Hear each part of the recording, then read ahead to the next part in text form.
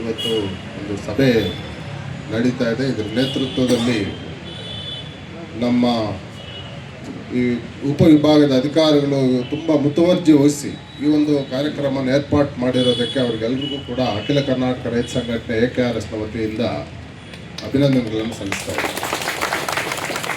ಈಗಾಗಲೇ ಮಾತಾಡಿದ್ದಾರೆ ಎಲ್ಲ ಸಂಘಟನೆಗಳ ಎಲ್ಲ ಮುಖಂಡರು. ಇಲ್ಲಿರ್ತಕ್ಕಂಥ ಎಲ್ಲ ಕನ್ನಡ ಪರ ಸಂಘಟನೆಗಳು, ದಲಿತ ಪರ ಸಂಘಟನೆಗಳು, ರೈತ ಪರ ಸಂಘಟನೆಗಳು, ವಿದ್ಯುತ್ ಗುತ್ತಿಗೆದಾರರ ಸಂಘಟನೆಗಳು ಮತ್ತು ಸಾರ್ವಜನಿಕರು ಮತ್ತು ವಿದ್ಯುತ್ ನೌಕರರು ಎಲ್ಲರೂ ಕೂಡ ಇಲ್ಲಿ ಭಾಗವಹಿಸಿದ್ದೀವಿ.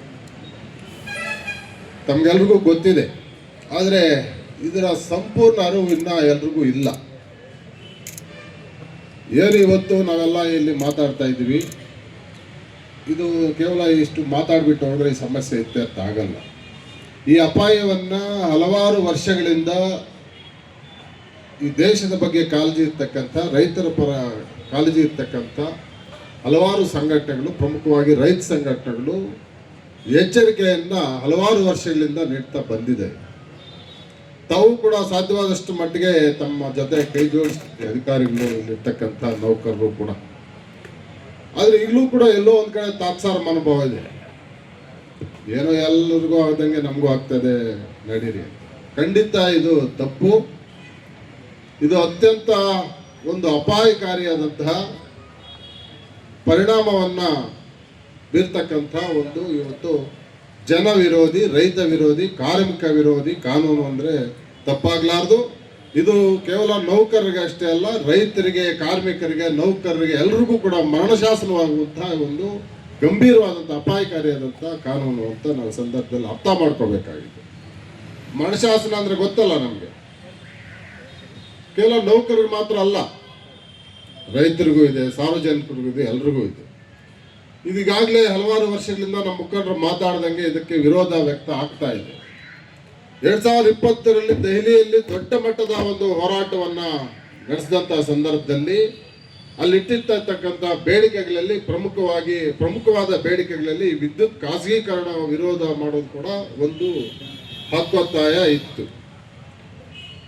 ನಮ್ಮ ಕೇಂದ್ರ ಸರ್ಕಾರ ಈಗಿರ್ತಕ್ಕಂಥ ಪ್ರಧಾನಮಂತ್ರಿಗಳು ಆ ಒಂದು ಹೋರಾಟಕ್ಕೆ ಮಣಿದು ಒಂದು ಆಶ್ವಾಸನೆಯನ್ನು ಕೊಟ್ಟರು ರೈತರಿಗೆ, ಖಂಡಿತ ಇದನ್ನು ನಾವು ಮರುಪರಿಶೀಲನೆ ಮಾಡಿ ವಾಪಸ್ ತಗೋತೀವಿ ಅಂತ.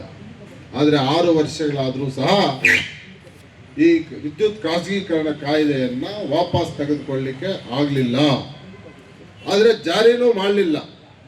ಆದರೆ ಈಗ ಏನು ಮಾಡ್ತಾ ಇದ್ದಾರೆ, ಹಿಂಬಾಗಿಲಿನಿಂದ ಇವತ್ತು ಇಂತಹ ಕಾನೂನುಗಳ ಒಂದು ದುರುಪಯೋಗ ಪಡಿಸ್ಕೊಂಡು ದೇಶದಾದ್ಯಂತ ಒಂದೇ ಕಾನೂನು ಜಾರಿ ಮಾಡಿದಿರೋ ಆಯಾ ರಾಜ್ಯಗಳಲ್ಲಿ ಇವತ್ತು ಹಿಂಬಾಗಿಲಿನಿಂದ ಇವತ್ತು ಇದನ್ನ ಜಾರಿ ಮಾಡಲಿಕ್ಕೆ ಇವತ್ತು ಪ್ರಯತ್ನ ಪಡ್ತಾ ಇದ್ದಾರೆ.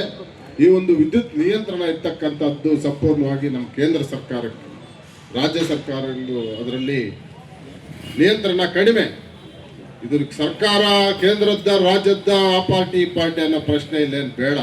ಯಾಕಂದ್ರೆ ಈ ದೇಶದ ಜನರ ಭವಿಷ್ಯವನ್ನ ಇವತ್ತು ಭವಿಷ್ಯದೊಂದಿಗೆ ಆಡ್ತಾ ಇರ್ತಕ್ಕಂಥ ಯಾವುದೇ ಸರ್ಕಾರ ಆಗಿರ್ಬೋದು, ಇವತ್ತು ಈ ದೇಶದಲ್ಲಿ ಇರ್ತಕ್ಕಂಥ ಜನರು ನಮಗೆ ಇವತ್ತು ಸಂಕಷ್ಟ ಬಂದಾಗ ನಾವೆಲ್ಲರೂ ಒಟ್ಟಾಗಿ ಇವತ್ತು ಒಂದು ಹೋರಾಟವನ್ನು ಮಾಡಬೇಕಾಗಿದೆ.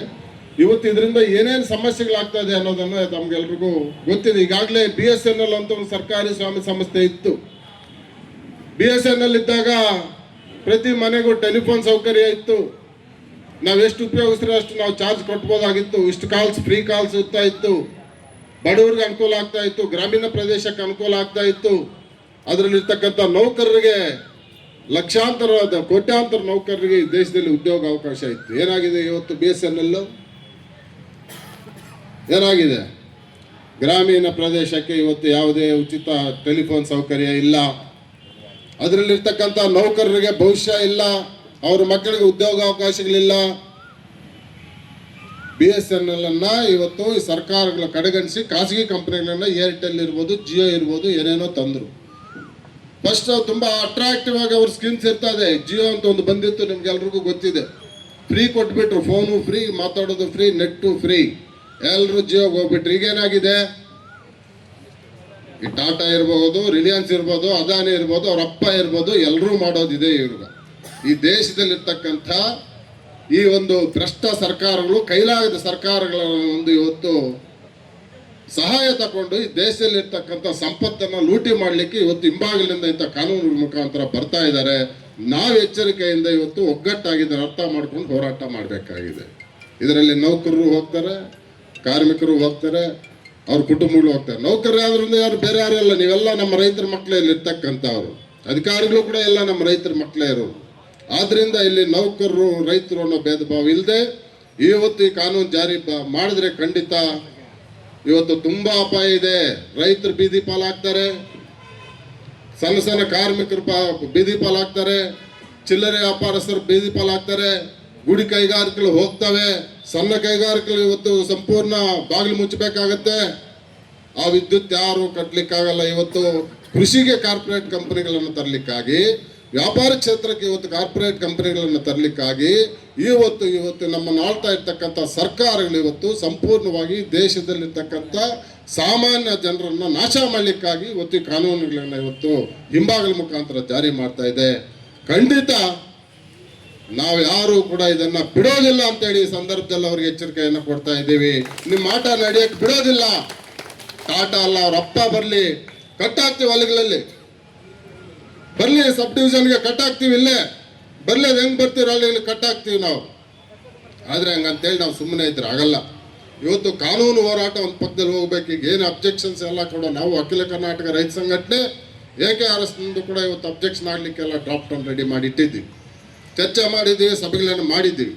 ಆದರೆ ಇವತ್ತು ಕಾನೂನು ಹೋರಾಟ ಒಂದು ಕಡೆ, ಚಳುವಳಿಗಳು ಮಾಡೋದು ಇನ್ನೊಂದು ಕಡೆ. ಇವತ್ತು ಕಾನೂನಿಗೆಲ್ಲ ಇವತ್ತು ನಡೆಯೋದಿಲ್ಲ. ಚಳುವಳಿಗಳು ಮಾಡಬೇಕು. ನಮ್ಮ ಗ್ರಾಮೀಣ ಪ್ರದೇಶದಲ್ಲಿರ್ತಕ್ಕಂಥ ಜನರು ಒಗ್ಗಟ್ಟಾಗಿ ರೈತರೆಲ್ಲರೂ ಕೂಡ